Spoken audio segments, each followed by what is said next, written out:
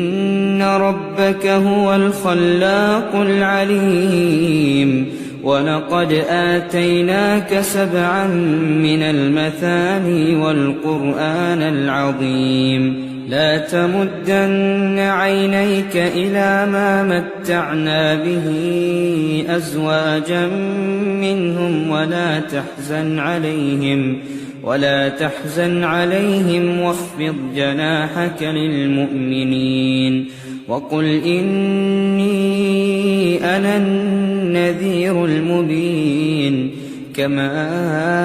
أنزلنا على المقتسمين الذين جعلوا القرآن عضين فوربك لنسألنهم